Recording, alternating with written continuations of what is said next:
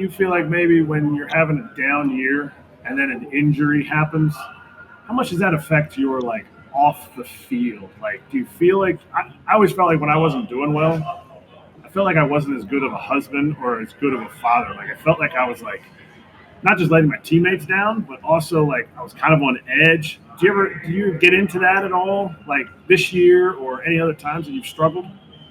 Yeah, 100%, man. Yeah, there's no doubt about that. I mean, when you're struggling, you're not a fun person to be around. I mean, that's just a fact. And I like to think that I'm one of the better ones of leaving it at the field. You know, what's nice is I live in the East Bay, so I got like a 30-minute drive to flush it before I'm home, and my 2-year-old doesn't give a damn what I did on the field, and my wife doesn't really either. You know, I'm on bottles and diapers. It doesn't matter if I put up zeros or gave up 8.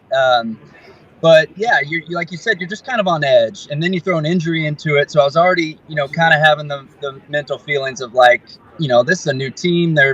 They came and got me free agency, expecting me to come help them get over the hump and make the playoffs when they didn't quite make it last year.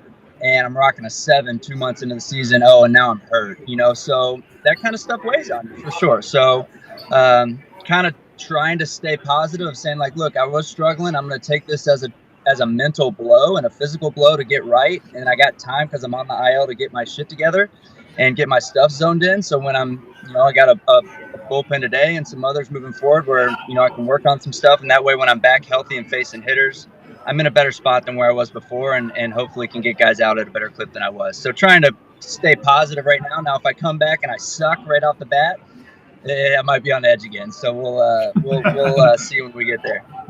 Does your wife call you out? Or do you have somebody else that calls you out when you're like, dude, you're kind of being a drama queen, or like, hey, look, like, suck it up, like I'm grinding away at the house. Does do you have somebody like that, or does your wife call you out? Uh, no, my wife's awesome. She really is. I mean, as you guys know, your wife has to be so supportive, and then you mix in 2 kids.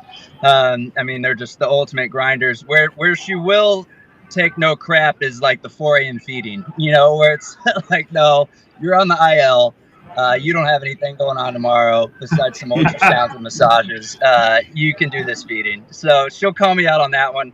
But she understands the grind. I mean, we're in our 8th year in the big leagues together. She was even with me in the minor leagues. So she understands the physical and mental toll it takes. So she's extremely understanding. But there's definitely times where she's like, no, you're on this one, Ross. Go get after it.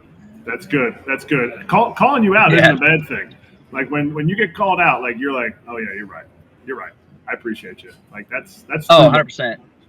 Yeah, 100%. Or even like, you know, your teammates will do it too, where it's like you're just kind of, I don't know, maybe sitting in your locker, not in a good mood today because everyone else is going out and get ready to play a game. And I'm just kind of like in my feels like, man, I want to be out there, or I still got an hour of rehab left before, you know, I even get to do anything or whatever. And they're like, yo, Strip, let's go to the dugout and watch, you know, or whatever, you know. So everyone picks you up in different ways. It's good to have teammates, family members, wives, everyone that can keep you on your toes and make sure you're keeping your attitude up even when it's tough.